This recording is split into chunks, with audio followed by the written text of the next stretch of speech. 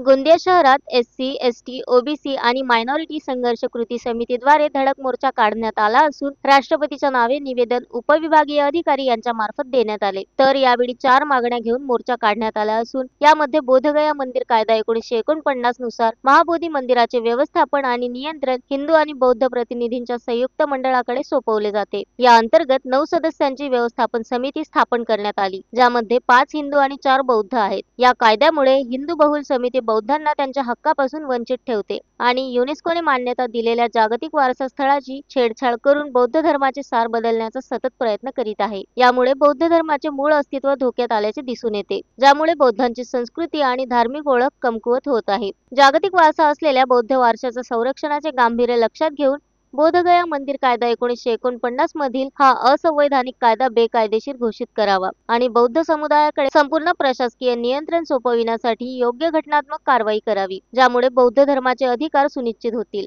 पूज्य भंते विनाचार्य यांच्यावर खोटे खटले दाखल करून त्यांना तुरुंगात ठेवण्यात आले आहे। त्यांना बिनशर्त सोडवण्यात यावे। ग्वाल्हेरच्या उच्च न्यायालयात मनुवादीने डॉक्टर बाबासाहेब आंबेडकरांच्या पुतळ्याच्या स्थापनेला विरोध करणाऱ्या अशा व्यक्तीवर कायदेशीर कारवाई करावी। तसेच गोंदिया येथील चिराग रुंगटा यांनी महापुरुषांचा अवमान केल्याप्रकरणी भावनिक संताप व्यक्त करणाऱ्या 10 तरुणांवरील पोलीस कारवाई रद्द करावी आणि तथागत बुद्ध आणि डॉक्टर बाबासाहेब आंबेडकर यांच्या प्रतिमेचा अवमान करणाऱ्या गुन्हेगारांवर कठोर कारवाई करावी। अशा मागण्याला घेऊन एससी, एसटी, ओबीसी आणि मायनॉरिटी संघर्ष कृती समितीद्वारे राष्ट्रपतीचे नावे उपविभागीय अधिकारी यांना निवेदन देण्यात आले।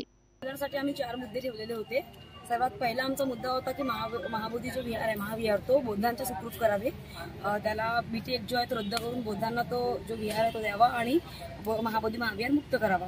आमचा दुसरा मुद्दा जो होता तो भंते विनाचार्य आहे, जे ह्या महाबोधी महाविहाराच्या आंदोलनाचा प्रतिनिधित्व बिहारमध्ये करत होते बोधगयामध्ये। त्यांना खोटे मुकदमे लावून त्यांच्यावर नॉन ऑफेन्स धारा लावून त्यांना फसवण्यात आलेलं आहे, त्यांना अटक करण्यात आलेली आहे। तर त्यांची सुटका हा पण आमचा खूप मोठा मुद्दा राहिलेला आहे या आंदोलनासाठी। तिसरा मुद्दा आहे की आम्ही बघतो की जसं गोंदियामध्ये 16 एप्रिलच्या दिवशी इथलाच म्हणजे एक मनुवादी विचारधारेचा चिराग रुंगटा ह्या व्यक्तीने जे आहे ती थुकतात असे की बाबासाहेबाची टाईल्स लावून बाबासाहेबाचा भारी शब्दात अपमान केलेला आहे। आणि ज्या लोकांनी सामाजिक लोकांनी त्याला प्रश्न विचारले की तू असं का केलं, तर त्यांनी त्या लोकांना शिवीगाळ केली आणि त्याचा आक्रोश जेव्हा आमच्या युवकांनी दाखवलं तर त्यांच्यावर खोटे गुन्हे दाखल करण्यात आलेले आहे।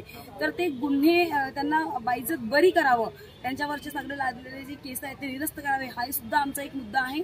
आणि आमचा चौथा मुद्दा जो आहे की आता ग्वालियरमध्ये उच्च न्यायालयामध्ये बाबासाहेबांची प्रतिमा लावण्यात यावी असा निकाल न्यायालयाने दिलेला होता, पण तिथल्या काही मनुवादी मानसिकतेच्या ब्राह्मणांनी बाबासाहेबांच्या त्या पुतळ्याचा त्या मूर्तीचा विरोध केलेला आहे आणि बाबासाहेबांची जी प्रतिमा आहे ती ग्वालियरच्या हायकोर्टात लावायला हवी, कारण बाबासाहेब जे संविधान निर्माते आहेत आणि न्यायालय म्हणजे समानता दाखवतो आणि बाबासाहेबांनी संविधानामध्ये सगळ्यांना समानता दिलेली आहे।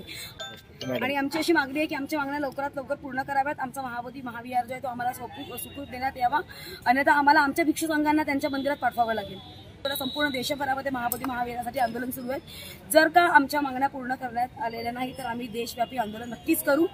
Sunil Kawade, the sting operation news, Gondia. The sting operation news, सत्याचे दुसरे नाव, अन्यायावर लेखणीचा घाव।